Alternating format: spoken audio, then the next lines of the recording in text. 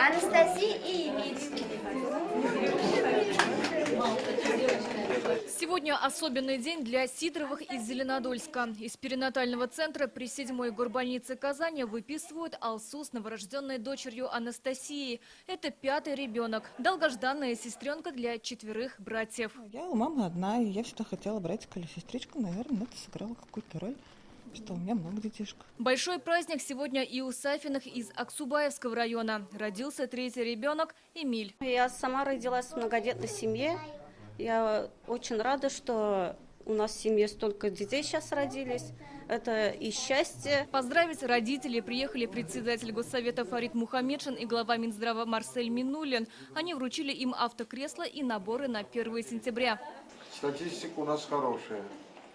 Все-таки в Татарстане семей с 2, 3, 4 детьми меньше не становится. Вот последние годы было снижение. С начала года только в перинатальном центре «Семерки» родились почти 6 тысяч малышей. Это половина новорожденных Казани. Мальчиков пока на 48 больше, чем девочек. Родителями двойняшек стали 46 семей. Повышение рождаемости – один из показателей национального проекта «Демография». Очень много многодетных семей рожают, очень много рождаются женщины.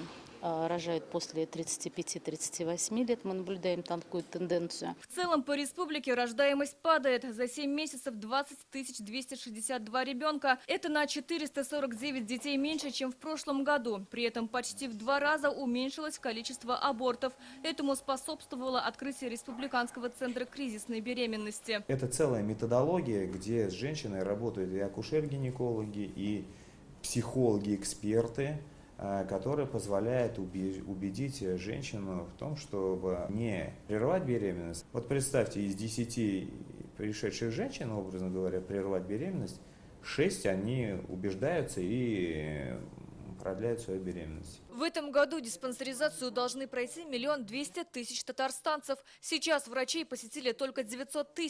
Ситуацию осложняет так называемая серая зона. Люди, которые годами не проверяют свое здоровье. Ни разу не посещали медицинскую организацию, причем это в основном трудоспособный возраст населения, это молодой. Диспансеризация включает в себя 4 основных скрининга анализа, которые позволяют именно в начальной стадии выявить те или иные изменения. Сейчас в тестовом режиме работает сайт диспансеризация.рф. Здесь размещен порядок прохождения врачей. Все жалобы, связанные с работой медучреждений, татарстанцы могут сообщить на номер 0316.